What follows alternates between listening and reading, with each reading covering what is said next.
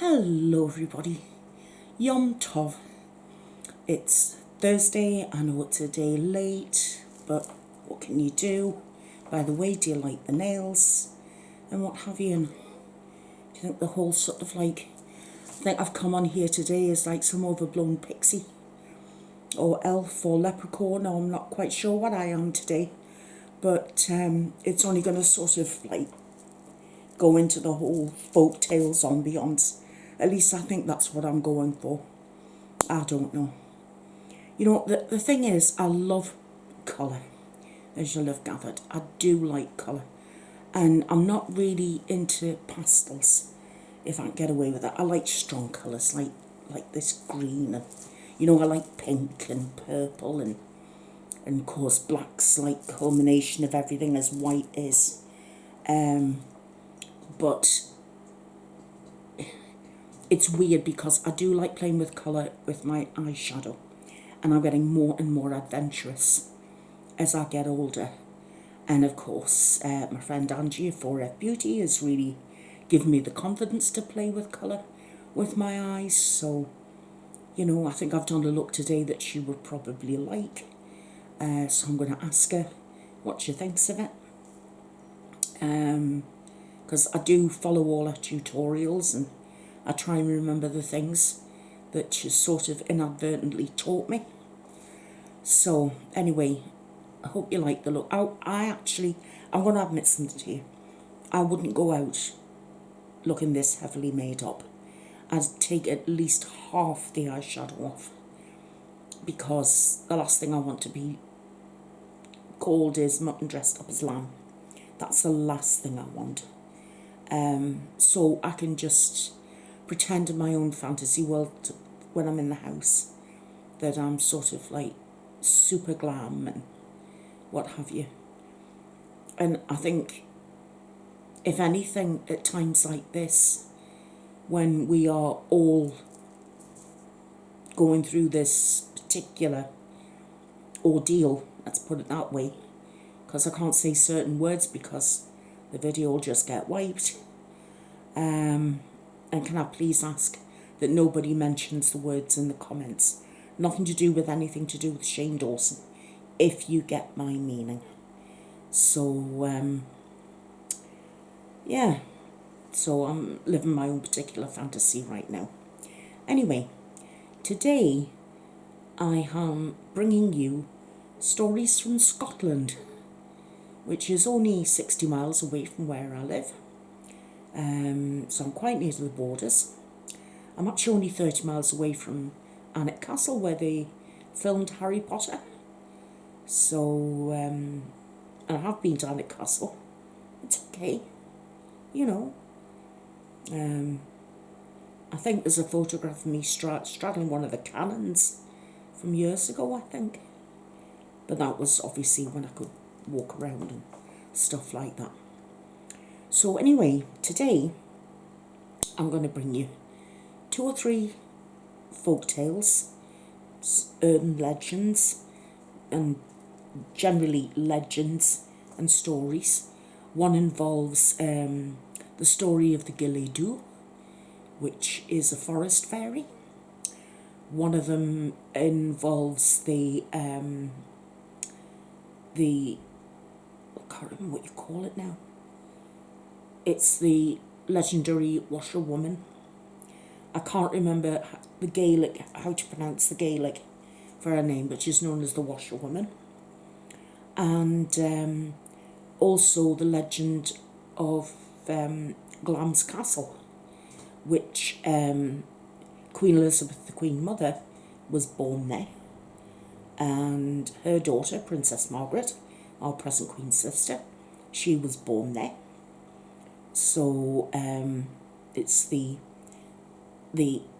country seat of the Earls and Countesses of Strathmore, I believe.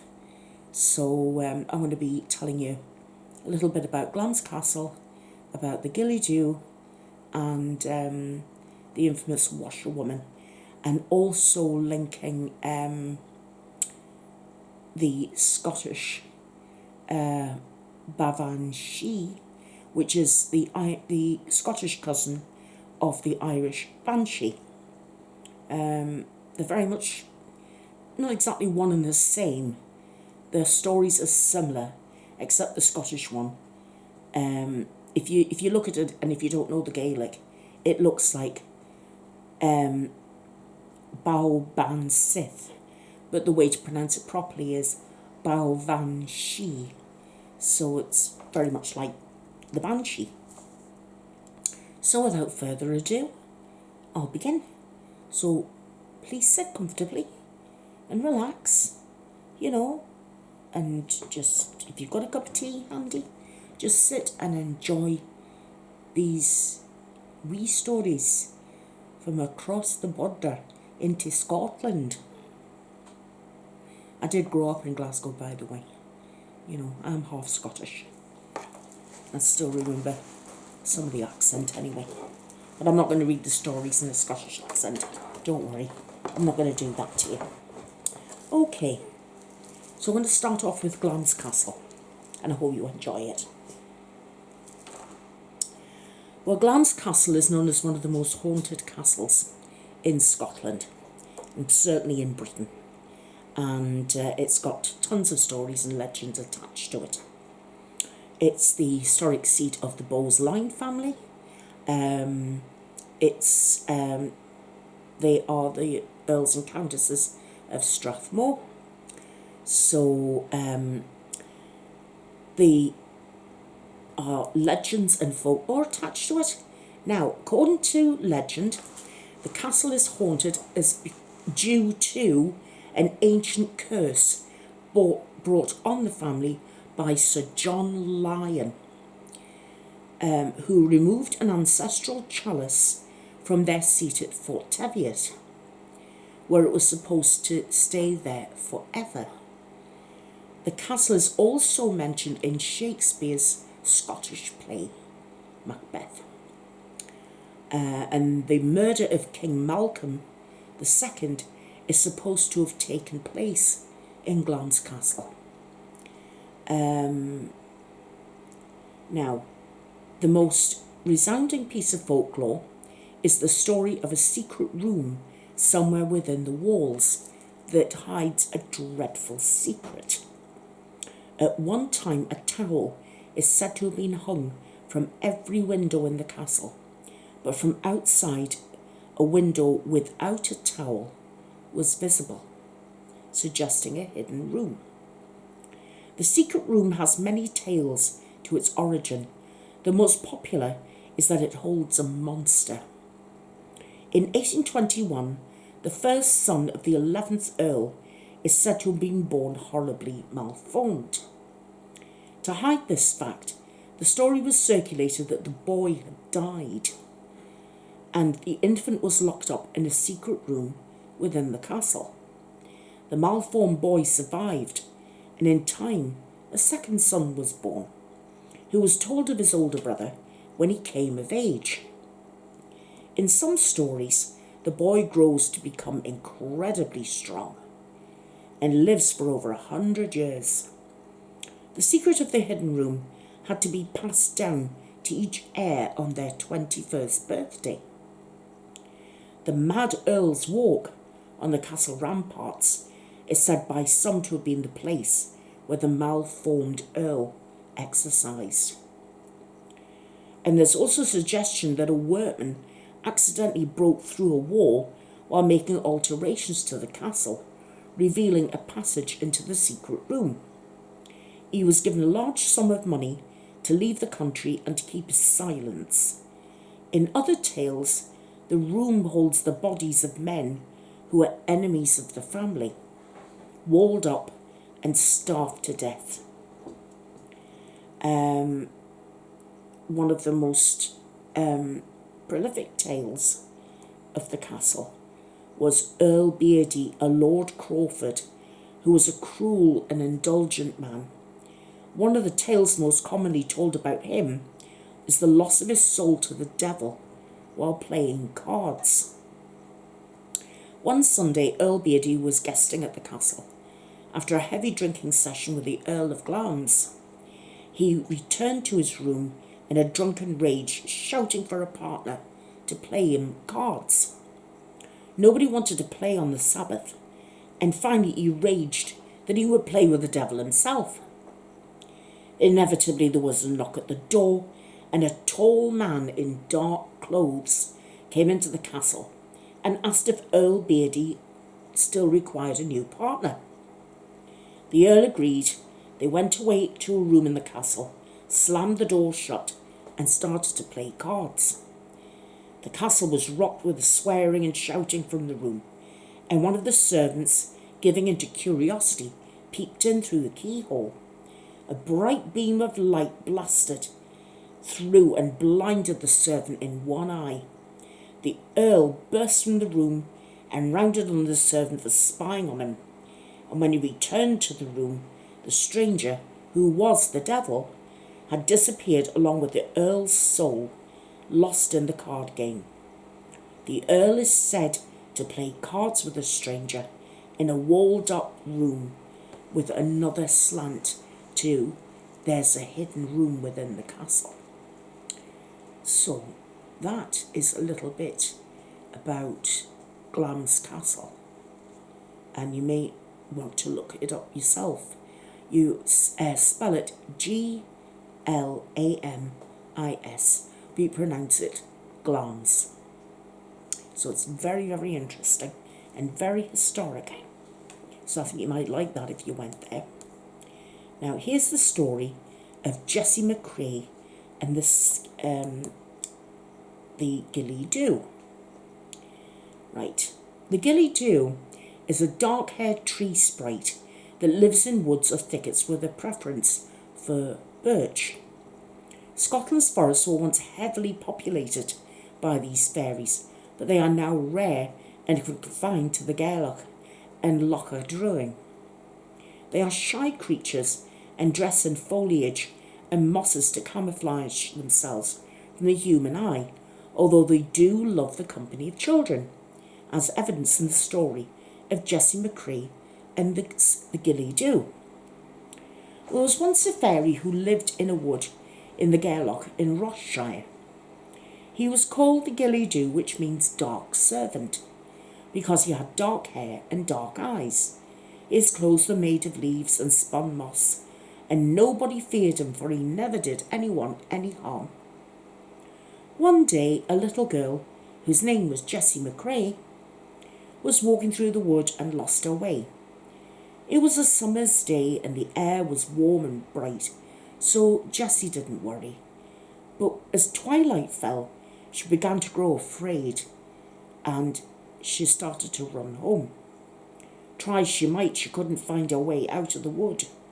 She was tired and her feet hurt, and she slumped down below a fir tree and began to cry. A voice from behind the tree spoke suddenly and asked, "Why are you crying, little girl?" Jessie quickly spun round and saw a tiny little man. His hair was black as the wing of a raven, and his pink apple cheeks had merry dimples. His eyes were as brown as hazelnuts in September, and gazed back at her, soft and kindly. "Why are you crying?" the Ghillie Dhu asked again. "Your teardrops are falling like rain on the wee blue flowers at your feet." "I've lost my way," said Jessie, "and the night is coming, and I don't know how to get home." "Do not cry, little girl," the Ghillie Dhu said kindly. "I shall lead you through the wood. I know all the paths, the rabbit's path, the hare's path, the fox's path, the goat's path, the path of the deer, and the path of men. Where do you dwell?" Jessie told him, and he said, "You've been walking every way but the right way. Follow me, and you'll reach home before the stars come out to peer at us through the trees." The Ghillie Dhu turned round and walked off. He went so fast that Jessie feared she would lose sight of him with his turning round again and again, but if he found she was far behind, He danced a pretty little dance until she came up to him, and then he scampered on as before. After some time, they reached the edge of the wood, and Jessie saw her way home beside the loch. The Ghillie Dhu bade her goodbye and said, "Have I not led you well? Do not forget me. I am the Ghillie Dhu, and I love the company of little boys and girls. If you ever get lost in the wood again, call on me, and I shall come to your aid. Goodbye, little girl. Goodbye." "Goodbye, Ghillie Dhu," Jessie called, and she waved to him as he trotted away merrily into the wood and was soon lost to her sight amongst the trees. That was a lovely story, don't you think? It was a really, really lovely story. Now, I'm now going to read you the story of the one they call the Ben Nye, or the washerwoman. The name Ben Nye, or washerwoman, seems harmless enough, but this was one woman you did not want to meet. A cousin of the banshee in Irish folk tales, this creature heralded death. Banshees would scream before a person was about to die. I mean, it's normally heard a legend with the clan MacDonald that the banshee would scream and it would herald the death of the head of the clan. So they're always the superstitious, the MacDonalds, and they would listen out for the cry of the banshee. The Ben Nye signalled death in a different way. She was usually found by a ford, a river, or loch, singing a wailing lament as she washed shrouds in the water. These were for those about to die, and sometimes the shroud belonged to the person who saw her. There are varying accounts of what the washerwoman looked like. In Mull and Tiree, part of the Hebridean Islands, the Ben Nye had large breasts which hampered her in her task. She would throw them over her shoulder, and they hung down her back as she washed the shrouds. If a man came up behind her and took a breast in his mouth, the Ben Nye had to tell him who the shroud was for. If it was for him, or a friend or a family member, the man would stop her from washing and postpone death for a while. However, more often than not, it was very difficult to creep up on the Ben Nye, and the person who came across her could suffer misfortune at her hands. There's a short story about a Ben Nye and a little girl called Mary. As Mary was walking home one day, she heard a splash clap from the river. She went down there, expecting to find her mother doing the washing, but instead found a short woman with a withered, mean face and small, horrible feet grappling the ground, webbed like a duck's. Mary ran home to her mother, who persuaded her to return to the site a few nights later and find out who the shrouds were for. Mary tried to sneak up on the Ben Nye, but as she approached her, the woman swung round and hit the girl with the shroud. Mary's legs were completely paralysed, and she was left unable to walk. Her mother eventually found her and carried her home to await an even deeper tragedy. The story ends there, but it implies that the shrouds were for Mary herself, and the little girl did die.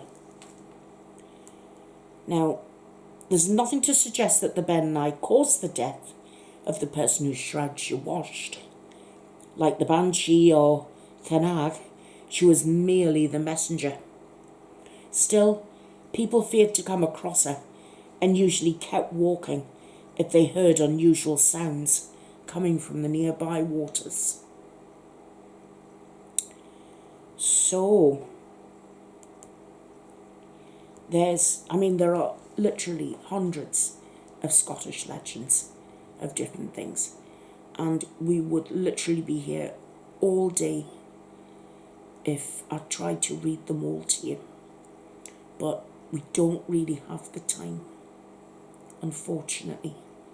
You know, I could make these videos longer, but a lot of you don't like long videos, so 30 minutes seems to be our limit. And I always, but always forget to look at the time when I start the video. Now I'm working with a video camera. And I keep saying to myself, I should remember to look at least the time on my laptop when I'm making a video for you guys, but I never remember. So, you know, they say tie like a piece of string around a finger so that you won't forget something that you're supposed to do. But if I tied a piece of string around my finger, all I would do when I looked at it, I would say, why did I tie this string around my finger? Because I wouldn't remember why. What can I tell you? That's just what I'm like. You know, I cannot seem to help myself. I am my own worst enemy sometimes. Anyway, how are you guys doing? How are you holding up? I hope you're still keeping well and looking after yourselves. If anybody wonders why I'm not leaving little X's or little kisses behind my comments, it's because I broke the letter X on my laptop and I couldn't fix it. So now I'm waiting for a new keyboard to arrive, so then I can start saying words like excited and explain and, you know, exist. And now I'm having to find other words that mean the same things because I don't have the X. And I'm having to explain to everybody, you know that letter that looks like a cross? Well, I broke it. And I can't. I'm scared to pull the whole thing out in case I ruin the whole keyboard on the laptop, because I can't really afford a new laptop. So I'd rather just get, you know, cheap new keyboard and take it from there, quite frankly. So I think that's it for this week, guys, to be honest with you. As I said, it's the first time I've done any from Scotland, and you know, I've done Welsh ones, and I think I've done Irish ones, but I've been doing these for so long now I just can't remember. I've actually got a good story for Friday night, if anyone's interested. It's actually a true story. It was called The Gorbals Vampire, and the Gorbals were a very sort of run-down area in Glasgow, and in the 1950s, children swore that they saw a vampire in a cemetery, so they would go hunting for the Gorbals vampire. So I think I might read that to you on Friday night, and you can let me know what you think of that, because it's all true. It's all been in the newspapers and everything, so you can let me know what you think of that. So will you tell me what you think of these stories in the comments? Did you enjoy them today? Did you like the fact it came from Scotland? Do you like Scotland? I do know that Scotland is one of the most loved countries in the whole world. I've never met anybody yet who doesn't like the Scots, apart from the English. But then the Scots and the English have got this sort of tolerate relationship, I think. But when I was a little girl growing up in Scotland, it was it's very, very strange because in the 60s there was still a lot of rivalry between the Scots and the English. And if they thought a child was English, they wouldn't speak to it. So I was lucky because being born in Wales and having a Scottish parent and Scottish ancestors, I was okay. I was accepted. But it is what it is, isn't it?